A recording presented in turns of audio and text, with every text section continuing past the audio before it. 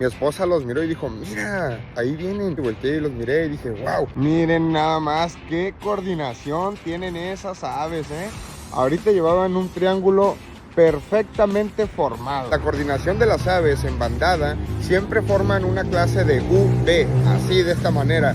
Y es para que el ave que va en la punta vaya abriendo y rompiendo el viento y aprovechen las corrientes que ésta genera. Facilita el vuelo de las aves en bandada. Interesante, ¿no? Entra ya a mi perfil y sígueme ahora para más videos como este.